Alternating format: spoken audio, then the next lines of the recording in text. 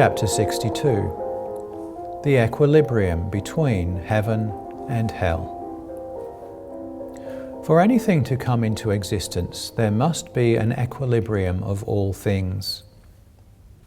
Without equilibrium, there is no action and reaction. For equilibrium is between two forces, one acting and the other reacting. And the state of rest resulting from like action and reaction is called equilibrium. In the natural world, there is an equilibrium in all things and in each thing. It exists in a general way, even in the atmospheres, wherein the lower parts react and resist in proportion as the higher parts act and press down. Again, in the natural world, there is an equilibrium between heat and cold, between light and shade, and between dryness and moisture, the middle condition being the equilibrium. There is also an equilibrium in all the subjects of its three kingdoms, the mineral, the vegetable, and the animal. For without equilibrium in them, nothing can come forth and have permanent existence. Everywhere there is a sort of effort acting on the one side and reacting on the other. All existence or all effort is produced in equilibrium, that is, by one force acting and another suffering itself to be acted upon, or when one force by acting flows in, the other receives and harmoniously submits. In the natural world, that which acts and reacts is called force, and also effort. But in the spiritual world, that which acts and reacts is called life and will. Life in that world is living force, and will is living effort. And the equilibrium itself is called freedom. Thus, spiritual equilibrium or freedom comes into existence and continues to exist between good acting on the one side and evil reacting on the other side, or between evil acting on the one side and good reacting on the other side. With the good, the equilibrium is between good acting and evil reacting. But with the evil, the equilibrium is between evil acting and good reacting. Spiritual equilibrium is between good and evil, because the whole life of man has reference to good and to evil, and the will is the receptacle. There is also an equilibrium between truth and falsity, but this depends on the equilibrium between good and evil. The equilibrium between truth and falsity is like that between light and shade, to the extent that light and shade affect the subjects of the vegetable kingdom only so far as heat and cold are in them. That light and shade themselves have no effect, but only the heat that acts through them, can be confirmed from the fact that light and shade are the same in the winter time and in springtime. This comparison of truth and falsity with light and shade is from correspondence, for truth corresponds to light, falsity to shade, and heat to the good of love. In fact, spiritual light is truth, spiritual shade is falsity, and spiritual heat is the good of love. See the section where light and heat in heaven are treated of. There is a perpetual equilibrium between heaven and hell. From hell there continually breathes forth and ascends an effort to do evil, and from heaven there continually breathes forth and descends an effort to do good. In this equilibrium is the world of spirits, which world is intermediate between heaven and hell. The world of spirits is in this equilibrium because every man after death enters first the world of spirits, and is there kept in a state like that in which he was while in the world. And this would be impossible if there were not a perfect equilibrium there. For by means of this, the character of everyone is explored, since there they are left in the same freedom as they had been in the world. Spiritual equilibrium is freedom with man and spirit, as has been said just above. What each one's freedom is, the angels recognize by a communication of affections and thoughts therefrom, and it becomes visible to the sight of angelic spirits by the ways in which the spirits go. Those who are good spirits there travel in the ways that go towards heaven, but evil spirits in the ways that go towards hell. Ways actually appear in that world, and that is the reason why ways in the word signify the truths that lead to good, or in the opposite sense, the falsities that lead to evil. And for the same reason, going, walking, and journeying in the word signify progressions of life. Such ways I have often been permitted to see, also spirits going and walking in them freely, in accord with their affections and the thoughts therefrom. Evil continually breathes forth and ascends out of hell, and good continually breathes forth and descends out of heaven, because everyone is encompassed by a spiritual sphere. And that sphere flows forth and pours out from the life of the affections and the thoughts therefrom. And as such a sphere flows forth from every individual, it flows forth also from every heavenly society and from every infernal society, consequently from all together, that is, from the entire heaven and from the entire hell. Good flows forth from heaven because all there are in good, and evil flows forth from hell because all there are in evil. The good that is from heaven is all from the Lord, for the angels in the heavens are all withheld from their proprium and are kept in the Lord's proprium, which is good itself. But the spirits in the hells are all in their proprium, and everyone's proprium is nothing but evil. And because it is nothing but evil, it is hell. From these things it can be confirmed that the equilibrium in which angels in the heavens and spirits in the hells are kept is not like the equilibrium in the world of spirits.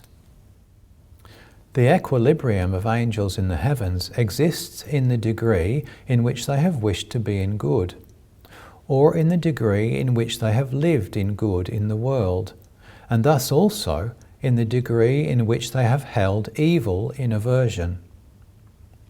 But the equilibrium of spirits in hell exists in the degree in which they have wished to be in evil, or have lived in evil in the world, and thus in heart and spirit have been opposed to good. Unless the Lord ruled both the heavens and the hells, there would be no equilibrium. And if there were no equilibrium, there would be no heaven or hell. For all things and each thing in the universe, that is, both in the natural world and in the spiritual world, endure by means of equilibrium. Every rational man can perceive that this is true. If there were a preponderance on one part and no resistance on the other, would not both perish? So would it be in the spiritual world if good did not react against evil and continually restrain its uprising. And unless the divine did this by itself alone, both heaven and hell would perish, and with them the whole human race. It is said, unless the divine did this by itself alone, because the proprium of everyone, whether angel, spirit or man, is nothing but evil. Consequently, Neither angels nor spirits are able in the least to resist the evils continually exhaling from the hells, since from the proprium they all tend towards hell. It is clear from these considerations that unless the Lord alone ruled both the heavens and the hells, no one could ever be saved. Moreover, all the hells act as one. For evils in the hells are connected, as goods are in the heavens. And the divine alone, which goes forth solely from the Lord, is able to resist all the hells, which are innumerable, and which act together against heaven and against all who are in heaven. The equilibrium between the heavens and the hells is diminished or increased in accord with the number of those who enter heaven and who enter hell, and this amounts to several thousands daily. The Lord alone, and not any angel, can know and perceive this, and regulate and equalize it with precision. For the divine that goes forth from the Lord is omnipresent, and sees everywhere whether there is any wavering, while an angel sees only what is near himself, and has no perception in himself of what is taking place even in his own society.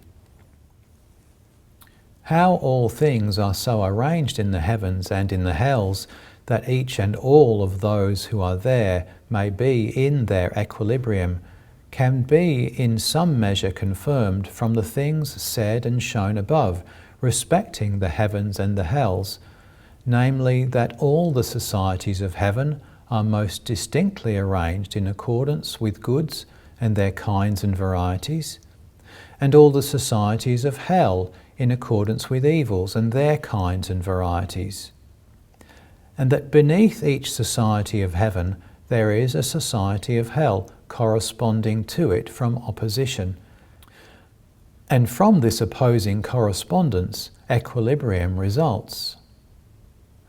And in consequence of this, the Lord unceasingly provides that no infernal society beneath a heavenly society shall gain any preponderance, and as soon as it begins to do so, it is restrained by various means, and is reduced to an exact measure of equilibrium.